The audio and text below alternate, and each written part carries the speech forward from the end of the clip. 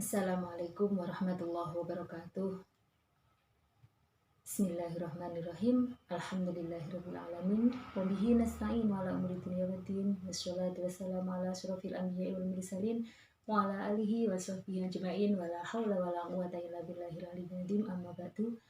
Pemirsa rahimakumullah. Pada kesempatan kali ini kita akan melanjutkan pembahasan tentang fiqhun nisa, yaitu tentang permasalahan haid. Seperti yang kita jelaskan kemarin, bahwasanya kita sebagai seorang wanita harus benar-benar mempelajari dan mengetahui hukum-hukum haid, nifas, ataupun istihadah. Bahkan tidak cuma wanita sebenarnya, tetapi juga para laki-laki pun harus bisa memahaminya, karena dia bertanggung jawab terhadap istri dan anak perempuannya. Pemirsa yang berbahagia, Allah Subhanahu wa Ta'ala berfirman dalam surat Al-Baqarah ayat 22, A'udzubillahi minasyaitonirrajim. Bismillahirrahmanirrahim. Wa yas'alunaka 'anil mahid qul huwa adha fa'tazilun nisaa fil mahid wa la taqrabuhunna hatta yatahurna fa idza tatahharna fa'tuhunna min haitsu amarakumullah innallaha yuhibbut tawwabin wa yuhibbul mutatahhirin. Al-ayat. Artinya, mereka bertanya kepadamu tentang haid, katakanlah haid itu adalah kotoran. Oleh sebab itu, hendaklah kamu menjauhkan diri dari wanita di waktu haid, dan janganlah kamu mendekati mereka sebelum mereka suci. Apabila mereka telah suci, maka campurilah mereka itu di tempat yang diperintahkan Allah kepadamu. Sesungguhnya Allah menyukai orang-orang yang tobat dan menyukai orang-orang yang menyucikan diri. Dari ayat di sini jelas bahwasanya haid itu adalah merupakan kotoran. Jadi haid itu bukan merupakan aib sehingga menyebabkan seorang wanita harus dijauhi.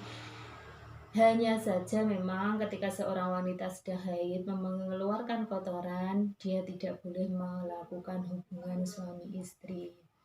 Selanjutnya, haid itu apa sebenarnya? Haid itu adalah secara bahasa, haid artinya mengalir.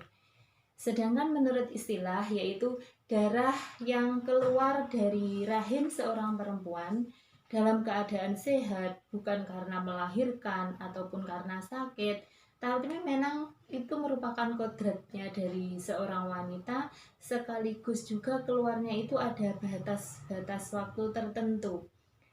Ada kriteria-kriteria darah disebut sebagai darah haid. Yang pertama adalah darah haid itu keluar tidak kurang dari 24 jam. Walaupun keluarnya itu secara terputus-putus, artinya tidak harus dalam satu hari satu malam itu seorang wanita mengeluarkan darah secara terus-menerus, tidak. Tetapi bisa jadi keluarnya darah itu sehari misalkan 6 jam. Kemudian besoknya lagi 6 jam. Besoknya lagi cuma sekitar 5 jam. Sehingga kalau dijumlahkan menjadi 1, 6, 12 ditambah dengan 5, 17. Itu berarti tidak ada 24 jam. Kalau misalkan di hari ketiga itu darah berhenti, ternyata tidak ada 24 jam kalau dijadikan 1, itu berarti bukan darah haid. Namun apabila misalkan dalam satu hari itu tidak genep, tidak ya terputus-putus, misalkan tanggal 1 dia mengeluarkan darah selama sekitar 10 jam, tanggal 2 juga 10 jam, tanggal 3 dia mengeluarkan darah sekitar 9 jam. Berarti kalau di total lebih dari 24 jam, 29 jam. Maka haidnya itu adalah 3 hari. Kenapa kasus yang pertama tidak disebut sebagai darah haid?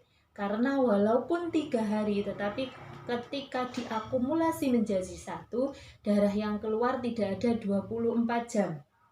Kenapa yang contoh kasus kedua disebut sebagai darah haid? Sama-sama keluar 3 hari, tetapi kalau diakumulasi, darah yang keluar itu sudah tidak kurang dari 24 jam. Itu kriteria yang pertama. Selanjutnya, kriteria yang kedua, tidak lebih dari 15 hari. Jadi paling sedikitnya darah haid itu adalah 15 hari. paling banyaknya, mohon maaf.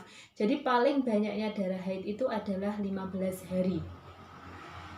Kalau melebihi batas waktu 15 hari, maka sebagian dihukumi sebagai darah haid dan sebagian lagi dihukumi sebagai darah istihadah.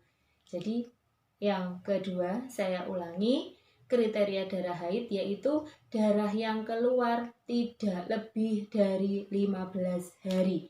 Kalau darah yang keluar melebihi dari 15 hari, maka sebagian dihukumi sebagai darah haid dan sebagian lagi dihukumi sebagai darah istihadah. Yang penghitungannya pun macam-macam. Jadi tidak melulu kemudian nanti dibagi menjadi 15 hari haid, 15 hari istihadah atau sisanya istihadah, tidak. Ada kriteria-kriteria tersendiri yang insya Allah nanti juga akan kita bahas. Semoga ada waktu yang memungkinkan untuk pembahasan selanjutnya. Dan yang ketiga adalah darah yang keluar sewaktu memasuki usia haid atau masuk pada masa haid. Artinya misalkan kalau seorang anak mulai mengeluarkan darah, itu usianya harus 9 tahun atau 9 tahun kurang 16 hari. 9 tahun yang dipakai di sini adalah merupakan 9 tahun penghitungan tahun Hijriah, bukan penghitungan tahun Masehi. Jadi yang dipakai untuk penghitungan 9 tahun itu adalah 9 tahun Hijriah, bukan 9 tahun Masehi. Ada beberapa perbedaan nanti dalam penghitungan selisih antara penghitungan tahun Masehi dan tahun Hijriah. Mungkin pertemuan yang ketiga nanti akan saya jelaskan sedikit tentang selisih antara penghitungan tahun Masehi dengan penghitungan tahun Hijriah. Ketika seorang wanita mengeluarkan darah kurang dari usia haid 9 tahun atau 9 tahun kurang 16 hari, maka darah yang keluar tersebut juga bukan merupakan darah haid. Atau waktu di mana dia itu memang masanya haid, artinya paling sedikitnya suci di antara dua haid itu adalah 15 hari. Jadi ketika seorang wanita mengeluarkan darah haid, dia sudah suci tidak kurang dari 15 hari, maka ketika keluar darah bisa disebut sebagai darah haid. Tetapi ketika seorang wanita itu mengeluarkan darah haid padahal masa suci di antara dua haidnya itu belum ada 15 hari, ya nanti dulu itu perlu perhitungan selanjutnya apakah itu darah haid atau itu merupakan darah istihadah. Ada kriteria sekaligus penghitungan yang harus dilakukan. Pemirsa yang berbahagia, mungkin itu sedikit gambaran tentang darah haid. Untuk selanjutnya, pertemuan yang akan datang, kita akan bahas lebih detail tentang usia haid sekaligus kriteria darah haid termasuk sifat darah haid dari segi warnanya. Jangan lupa terus patuhi protokol kesehatan, pakai masker, sering mencuci tangan menggunakan air mengalir dengan memakai sabun atau memakai hand sanitizer, menjaga jarak, membatasi mobilitas dan interaksi, serta menghindari kerumunan demi memutus mata rantai COVID-19. Wallahul muwaffiq ila aqwamit thoriq. Wassalamualaikum warahmatullahi wabarakatuh.